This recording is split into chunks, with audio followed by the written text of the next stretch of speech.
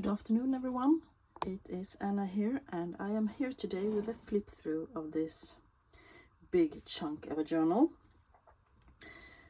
This is a journal that is made out of a repurposed book from 1843. It was falling apart. The spine was lost. No, not lost. It was very broken, and I made a new spine for it.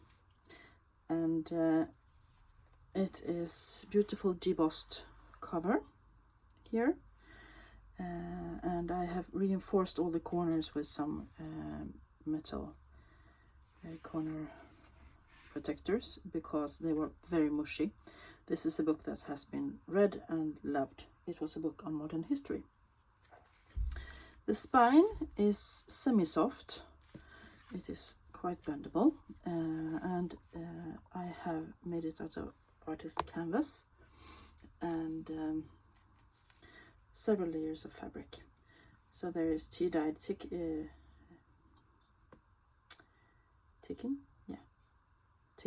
underneath, and then there is part of a lace tablecloth on the spine, and I think it looks very nice.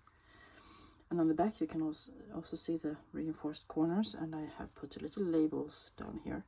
And this is actually the old label of the book, because this book used to be in a school library in England somewhere, and that was its number 900, and I thought it should go back to the book. It is, let's measure it, 9 by 5 3/4 inches, and the spine is 1.5 inch, a bit more than 1.5. It has a hidden hollow back spine, you can see here, and it is sewn in with a 5-hole pamphlet stitch. It has 11 signatures and a total of 270-ish pages, so it's quite big. And let's begin the flip through. The end papers are made out of scrapbooking paper. Here is a little photo of, it's a scanned copy of a photo. I believe it is the man who wrote Peter Pan. Can't remember his name. I put some tea-dyed papers behind him because he is a pocket. This is the original first page of the book. It was cut down to cut away, I guess, a dedication. And then there is another dedication from 1843 and 1869. And here is a fussy cut little gentleman on the side. And here it says the publisher. I believe the publishing date was not there, no. Some tea-dyed paper with cool bubbles in it. I don't know if it picks up, the camera picks it up. Yeah, I guess it does. This is a page from an inventory from a used bookshop, an old used bookshop. This is an old stencil. I have just clipped down some papers up here for some interest. This is quite thin, very old, a genuine ephemera. Some grid paper. Here is an old receipt that hasn't been filled in. This is also a piece of genuine ephemera. It is a kind of a inventory of all the days you were in the military. And it is quite crumbled, and I repaired it with some cellophane tape. In the center here, there is some Edith Holden. This is from 1943. The back of all the pages. Here and there are some small things of interest to look at. And here is a pocket that I made out of a patterned pip bag. Did a bit of collaging on the front. Inside it there is a tag, and we made this together, I believe, in a use it or lose it video. And on the back, this is a small notepad that flips up, and you can journal here as well. This is pages from the original book and more tea-dye paper. Here is another one of the first pages. Here it says 1843.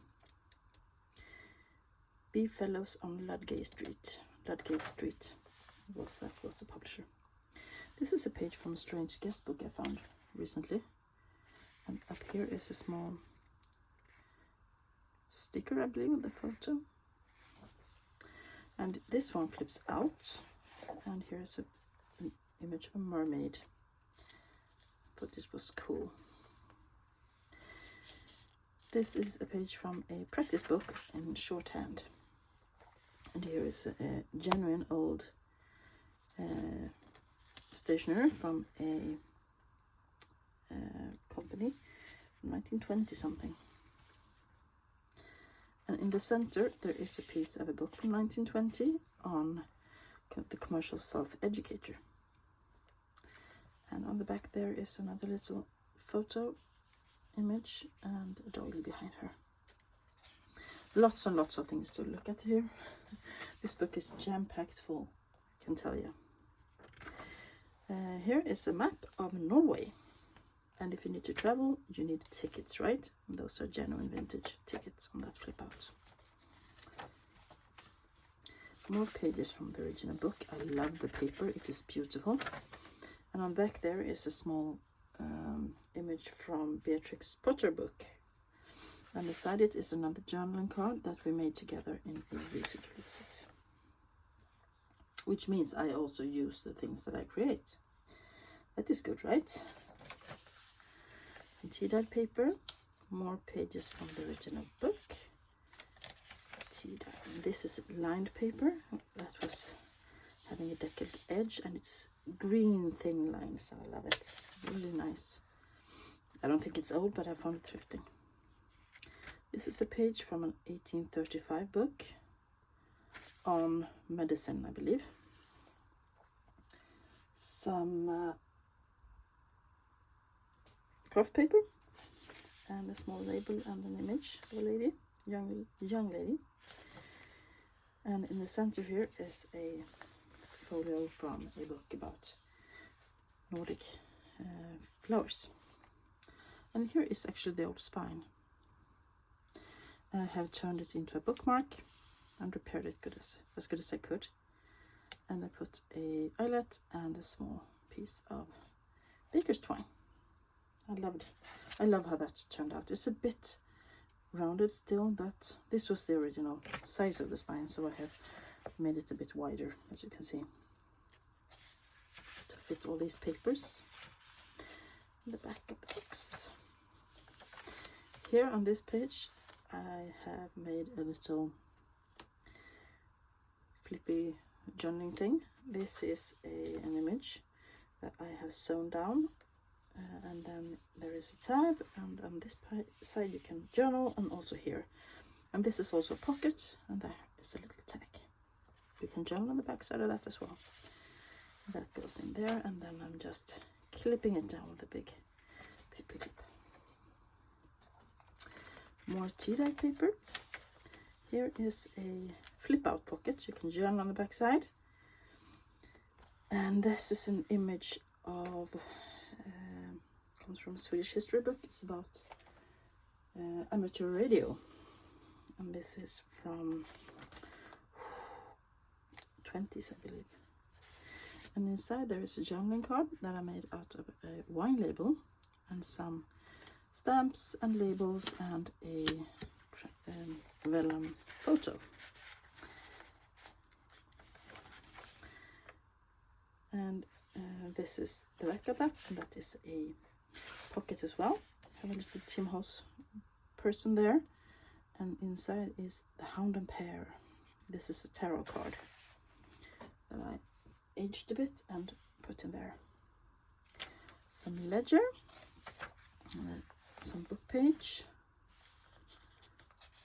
lined paper that's quite old and yellowed. In the center here is a folio from a 1834 book about German book about geography. Rag papery. And here is kind of a Franken page. That was so long, so tall, that I just folded it up, and there is a small journaling card. And I put it there with another paper clip. More ledger, and here is a flip out. And this image comes from a book about, it is called The Complete Angler, about fishing.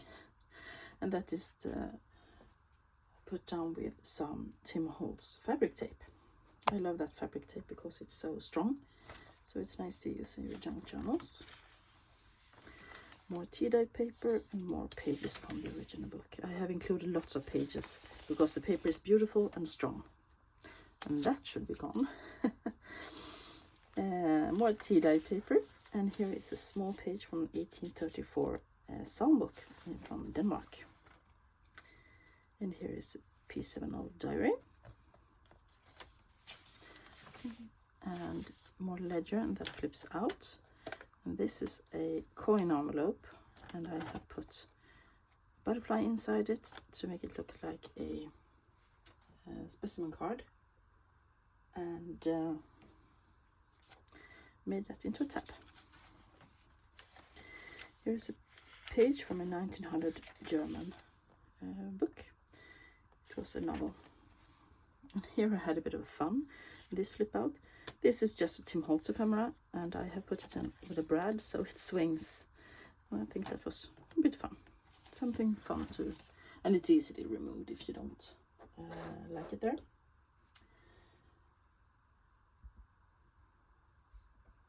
So, more of the diary and the songbook, and more coffee dyed papers, more pages from the original book. And as you can see, here is a flip out, and that is an old envelope, old and very grungy, and it is a pocket, and inside it is a very old postcard from, I believe, France, maybe? I don't know, it doesn't say. That goes in there.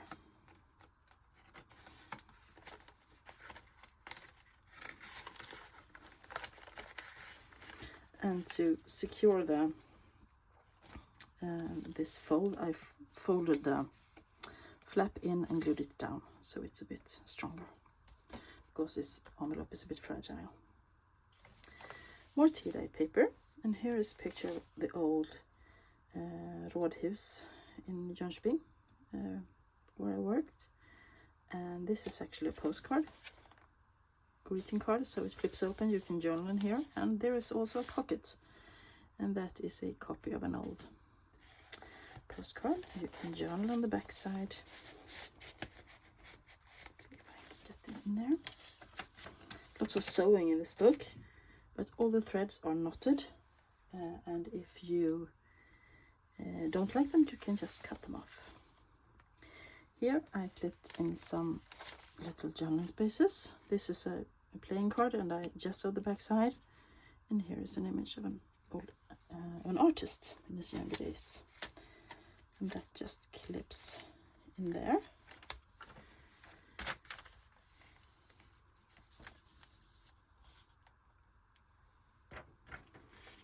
Here is a book folio from an 1895 book with beautiful images, lovely yellow pages, some craft paper, and here is a page from a school book with lovely handwriting. And here I have extended the page with a piece of an old calendar. You can journal on. So here is another one of those journaling cards that is put over the edge of a paper, and this is a small image and a bit of washi tape, and you just put it over the top of the page like that. and you paper clip it down. This is one of those mini paper clips. I used lots of big paper clips in this book, and now also some mini ones.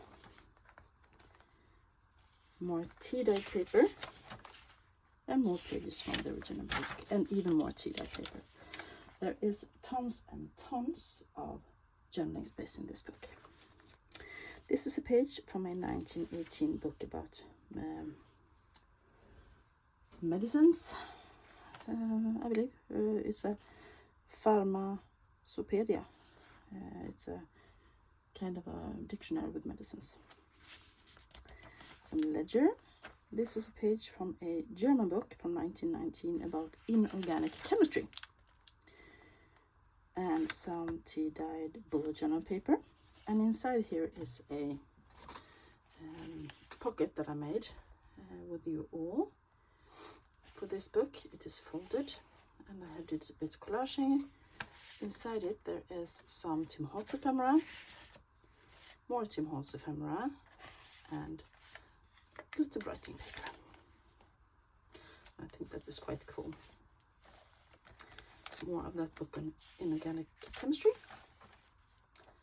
And ledger. And here is a flip out. And this is a page from a book called The Garden Eden with lots of lovely images, botanical images. And I have backed it with some, this is actually some fly leaves from another book. And here I secured it with a bit of washi tape.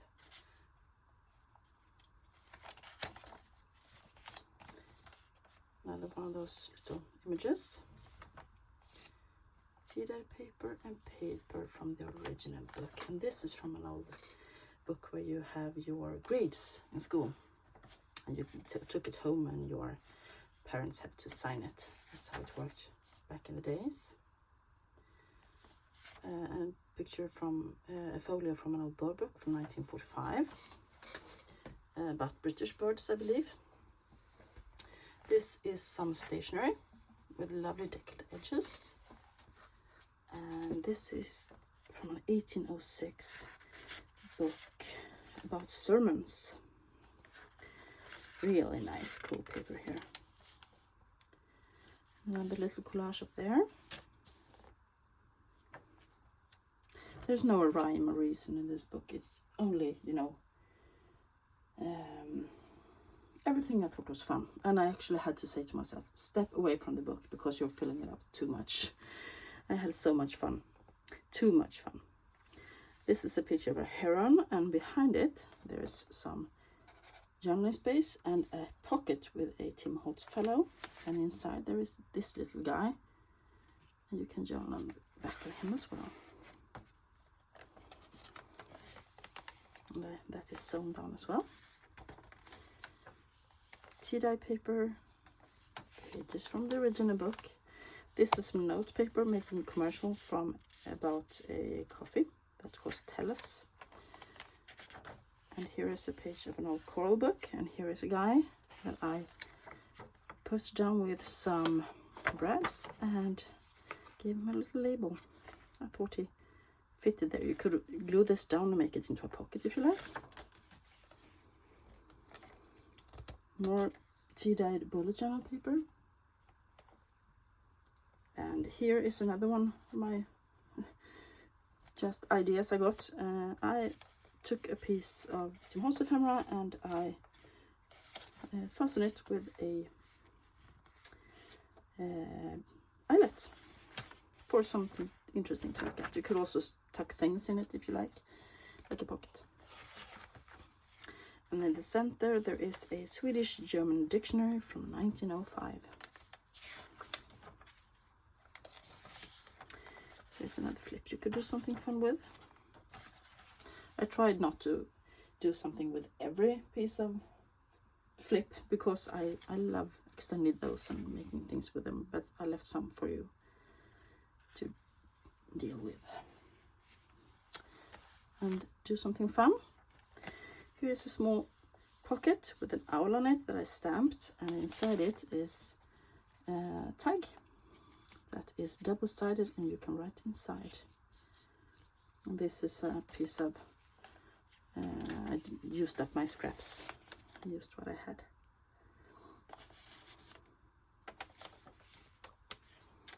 More tea dyed, and on this page of the original text block I sewed in half a postcard, one of those photo postcards, and I thought it was quite cool. And inside it is this guy, and you can journal on the back. I love using old photos and things like that. This is some mathematics tables, and a small calendar from 1958. And on this craft paper there's a flip up, and I love this stamp of the crow reading in his top hat. I'm using it more and more. And a little whale tail tab there. And in the center, this is a page folio from a book about Swedish law from 1742. So this is really old, and I'm glad to be able to include it in my journals. And here is another lovely lady, and I did some edge punching there, and I have backed her with tea dye paper so you can journal on the back side of her. More pages from the original book, stamped a bit there on this tea dyed paper, and we have reached the last signature of the book. This is the old fly leaves. They have glued some yellow paper on top of the original fly leaves when they took it to the school library, so I have no idea what's under there. This little pocket we made together by folding one of the original pages, and inside it is one of my journaling cards that is made out of a collage masterboard. And tea dyed paper, and this is an old envelope that I have opened up, and now you can journal on it. And I love the stripes here. And this is a Victorian old style of scrap. Here is another 1814 book. It's a French Swedish dictionary, and that was so tall but I didn't want to tear it off, so I slit it up open there so that you can use all of it. And here in this stationery there's a flip and one of my little peekaboo fellows. Thought it was quite cute. Here's the back of the envelope, and there's a small collage with me in it. That is me as a little girl. So I am going along with this book wherever it takes it goes. Tea dyed paper, and this is one of the last pages, and it says "The End." And this is from the original book, and here is the true last page. And this was the first page before I took the book apart. And as I said, it had been in a school library, so it has this pocket on it. So I stamped "It's time to write the next chapter."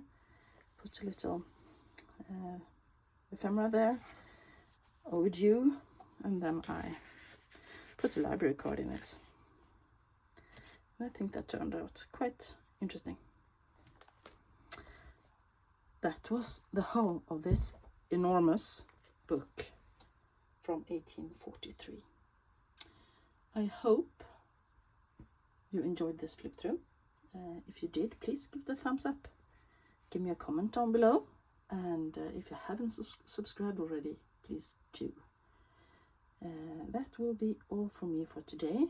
I will talk to you guys soon.